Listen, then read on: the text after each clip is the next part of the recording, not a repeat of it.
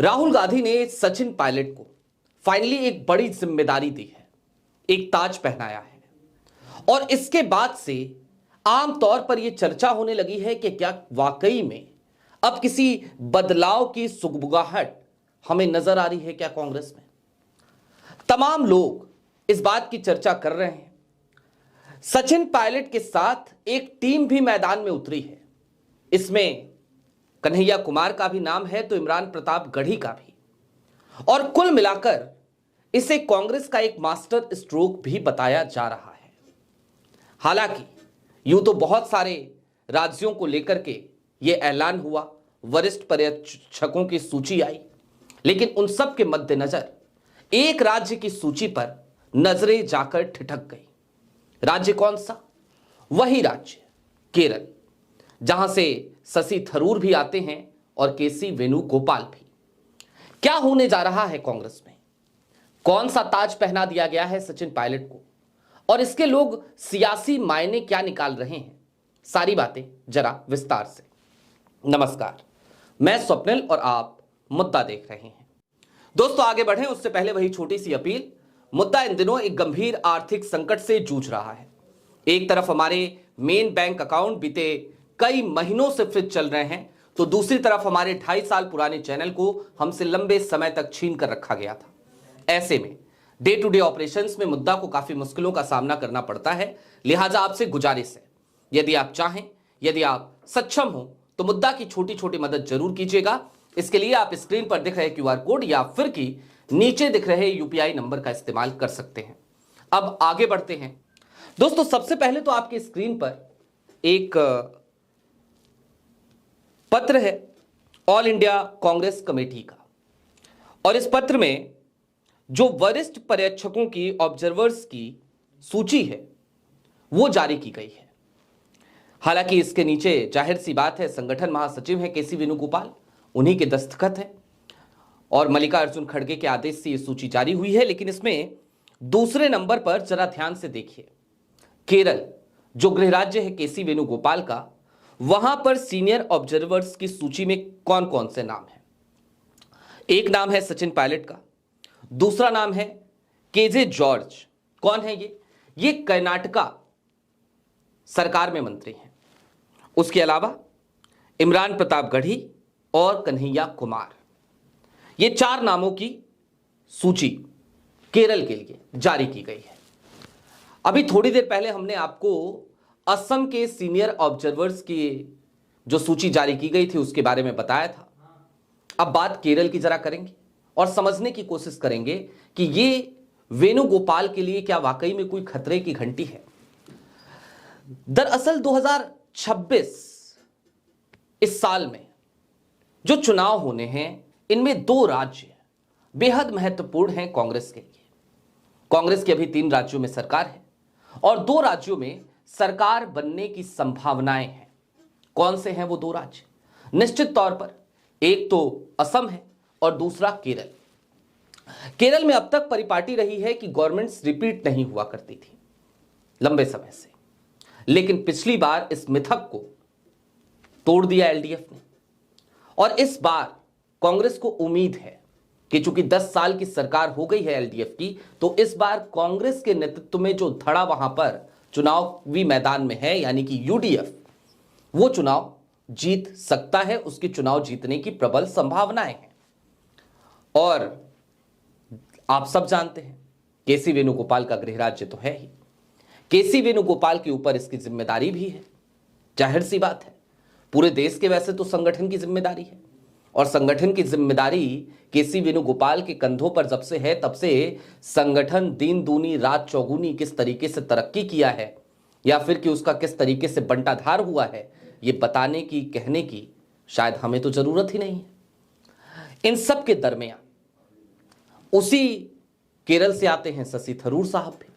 वही शशि थरूर साहब जो आजकल तो अब हल्का हल्का बदले बदले नजर आ रहे हैं, लेकिन हालिया दिनों में जिस तरीके की प्रतिक्रियाएं उनकी आई थी, जिस तरीके से वो बार बार ऐसे बयान देते थे जिससे कांग्रेस ही फंसती हुई नजर आती थी, ऐसा लगता था जैसे थरूर साहब कांग्रेस के लिए गड्ढा खोद रहे हैं और उन्हीं के संसदीय क्षेत्र में अगर खाता खुला भाजपा का तो उन्हीं के संसदीय क्षेत्र में जाके खुला, तिरुवनंतपुरम में, वहां पे मेयर बन गई भाजपा की।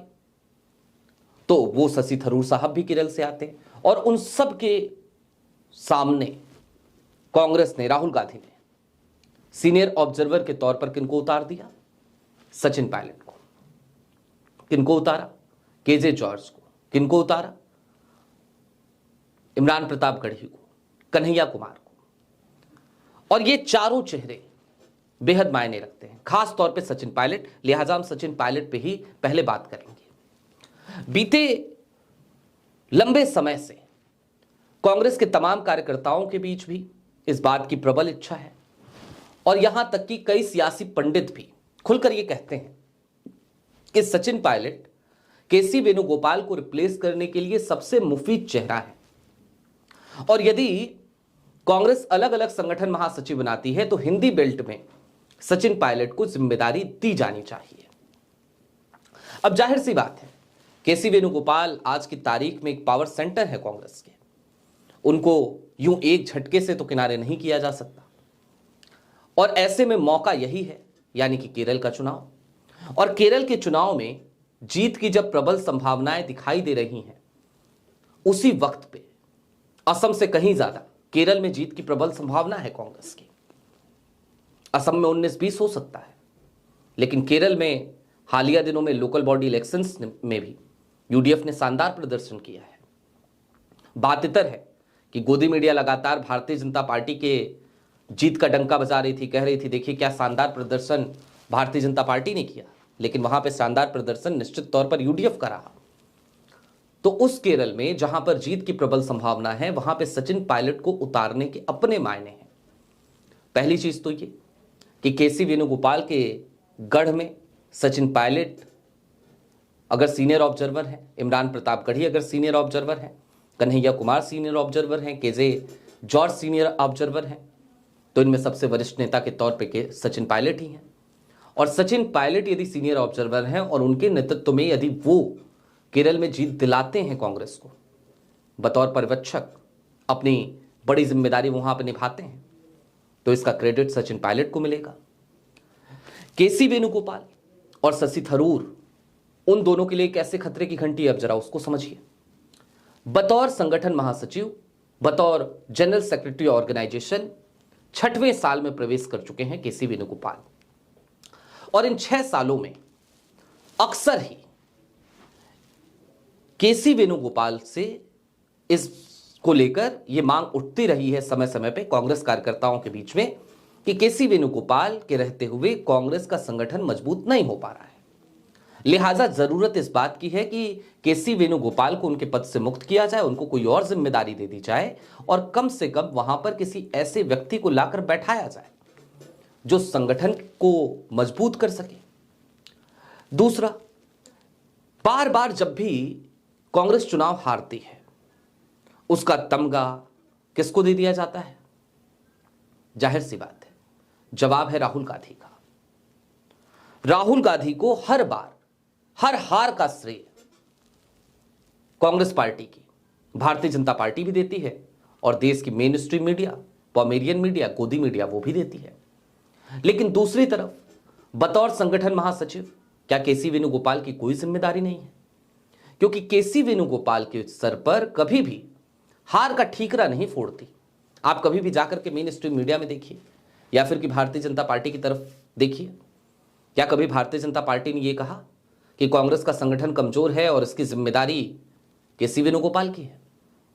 क्या मेन स्ट्रीम मीडिया ने कभी इस बात की समीक्षा करी कि कांग्रेस का संगठन कमजोर है इसलिए कांग्रेस हार रही है और संगठन की जिम्मेदारी केसी वेणुगोपाल की है, तो हार का क्रेडिट केसी वेणुगोपाल को जाना चाहिए? जवाब है बिल्कुल नहीं। जबकि दूसरी तरफ राहुल गांधी चुनाव हारते ही, जिस वक्त वो अध्यक्ष थे, चुनाव हारते ही उन्होंने अपने पद से इस्तीफा दे दिया था। इस बात की नैतिक जिम्मेदारी ली थी, कहा था मेरे अध्यक्ष रहते हुए कांग्रेस पार्टी चुनाव हारी है तो मैं अध्यक्ष पद पर नहीं बना रह सकता। उन्होंने जिम्मेदारी ली, उन्होंने इस्तीफा दिया। उसके बाद भी बार बार हार का सेहरा राहुल गांधी के ऊपर। तो वो केसी वेणुगोपाल जिनकी बदलाव की मांग लंबे समय से कांग्रेस में चल रही है, अब उसको अमली जामा पहनाने के एक स्क्रिप्ट के तौर पर आज की ये सूची वो दिखाई देती है। मसलन केसी वेणुगोपाल के गृह राज्य में पायलट को उतारना, असम में भी मास्टर स्ट्रोक है एक तरीके का, क्योंकि एक तरफ सो कॉल्ड चाणक्य हैं, कथित चाणक्य हैं अमित शाह साहब, उनका लाडला जो नेता है भारतीय जनता पार्टी का वो वहां पे मुख्यमंत्री हैं यानी कि हिमंता बिस्वा शर्मा, और सो कॉल्ड चाणक्य के लाडले के राज्य में सीनियर ऑब्जर्वर के तौर पर भेजा किसे गया है? एक तरफ कांग्रेस के वरिष्ठ नेता छत्तीसगढ़ के पूर्व मुख्यमंत्री भूपेश बघेल, तो दूसरी तरफ वहां पर भेजे गए हैं कांग्रेस के असली चाणक्य जो ईडी, सीबीआई, आईटी जैसी एजेंसियों का दुरुपयोग नहीं करते। इन तमाम एजेंसियों के बिना वो वाकई में असली चाणक्य की भूमिका निभाते हुए नजर आते हैं कर्नाटक के उप मुख्यमंत्री डीके शिवकुमार। उनको असम में जिम्मेदारी दी गई।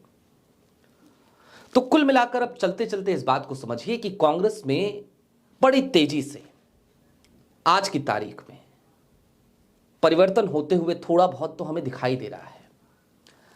उन लोगों को जिम्मेदारियां सौंपी जा रही हैं जो लोग जिम्मेदारियों का निर्वहन करने में सक्षम हैं, जो अपनी पार्टी के प्रति जवाबदेही जानते हैं, अकाउंटेबिलिटी जानते हैं। और दूसरी तरफ उन तमाम लोगों को अब सिर्फ रबर स्टैंप के तौर पर इस्तेमाल किया जा रहा है जो लोग जवाबदेही और अकाउंटेबिलिटी से कोसों दूर रहते हैं। उनमें एक नाम केसी वेणुगोपाल का है और उसके लिए सबसे अच्छा उदाहरण यही है कि 6 साल हो गए, उसके बावजूद संगठन कमजोर है, राज्य दर राज्य कांग्रेस हारती जाती है। बात इतर है कि वोट चोरी भी एक बड़ा मुद्दा है, लेकिन वोट चोरी ही सिर्फ एक मुद्दा नहीं है, कांग्रेस के संगठन का कमजोर होना भी एक बड़ा मुद्दा है। और अगर कांग्रेस को वोट चोरी रोकनी है, कांग्रेस को अगर चुनावी धांधली रोकनी है, तो उसके लिए भी कांग्रेस को जमीन पर अपने संगठन को मजबूत करना होगा। और केसी वेणुगोपाल के रहते वो संगठन मजबूत नहीं हो सकता। लिहाजा निश्चित तौर पर एक ऐसी स्क्रिप्ट लिखी जा रही है अब कि सचिन पायलट को उनके गृह राज्य में भेजकर केसी वेणुगोपाल के कुर्सी पर अब खतरे का निशान कांग्रेस ने, राहुल गांधी ने लगा दिया है। थरूर को भी ठिकाने एक तरीके से आज इस ऐलान के साथ ऐसा लगता है कांग्रेस ने लगा दिया हो, एक ठीक ठाक जवाब कांग्रेस ने दे दिया। आपकी क्या राय है हमें कमेंट बॉक्स में जरूर बताइएगा। अभी के लिए दीजिए इजाजत। चलते चलते फिर वही अपील, चैनल पे नए हो तो सब्सक्राइब करते हुए जाइएगा, सक्षम हो तो छोटी छोटी मदद मुद्दा की जरूर कीजिएगा। बहुत शुक्रिया।